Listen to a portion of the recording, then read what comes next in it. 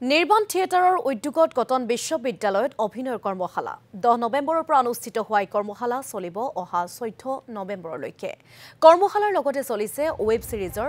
অডিশনো জনপ্ৰিয় অভিনেতা কমল লোচন চলচ্চিত্ৰ পৰিচালক প্ৰণৱ ভৰালীকে ধৰি কেইবাগৰাকীও সমল ব্যক্তিৰ তত্ত্বাৱধানত চলিছে এই কৰ্মশালা আৰু অডিশন লগতে আছে নিচিৰঞ্জন কেমল্লিকাও দেউলি 3 বজাৰ পৰা 5 বজালৈকে কটন বিশ্ববিদ্যালয়ৰ চৌহদত অনুষ্ঠিত হৈছে এই অভিনয়ৰ কৰ্মশালা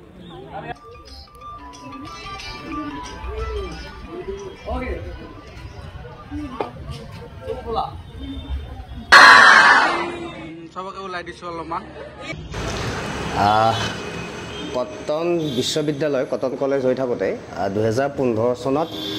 আমাৰ নিৰ্বাণ থিয়েটাৰ গঠন হৈছিলে তাৰপৰা এতিয়া 10 বছৰ অতিক্ৰম কৰিলে প্ৰত্যেক বছৰে আমি কৰ্মশালা বা আমাৰ বাৰ্ষিক অনুষ্ঠান থাকে এই বৰ্ষত আমাৰ যেহেতু এতিয়া পৰীক্ষাবোৰ আৰম্ভ হৈছে কেইদিনমান আগতে আমাৰ অসমৰে কলিজাখন নোহোৱা হৈ গ'ল সেইবাবে আচলতে এইবাৰ আমাৰ অলপ কিছু পলম হ'ল অনুষ্ঠানটো অনুষ্ঠিত কৰোঁতে সেইবাবে এইবাৰ 6 দিনীয়া কাৰ্যসূচীৰে আমি এই কৰ্মশালা আৰম্ভ কৰিছোঁ আৰম্ভণি হৈছে আমাৰ 10 তাৰিখৰ পৰা 15 তাৰিখলৈ চলিব অসমৰ বিভিন্নজন প্ৰতিষ্ঠিত বা আপোনালোকে সচৰাচৰ দেখি থকা বিভিন্নজনে ইয়াত ইনষ্ট্ৰাক্টৰ হিচাপত আমাৰ মাজত আছে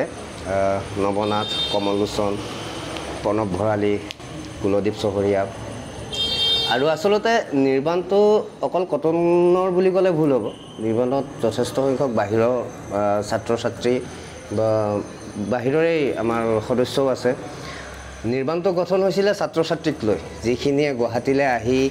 এখন নাটক কৰিম বুলি সুবিধা এটা বিচাৰি থাকে সেই সুবিধাখিনি প্ৰদান কৰাৰ অৰ্থতে নিৰ্বাণ গঠন হৈছিলে আৰু এই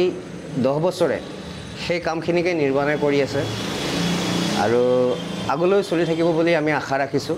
এই যি কৰ্মশালাৰ অন্তত আমাৰ জানুৱাৰীত 4খনকৈ নাটক অনুষ্ঠিত হ'ব নিৰ্বাণৰ বাৰ্ষিক অনুষ্ঠানত আৰু এই বৰ্ষত আমি এটা নতুন কাম আৰম্ভ কৰিবলৈ লৈছোঁ এখন ৱেব ছিৰিজ কলেজৰ ভিত্তিতে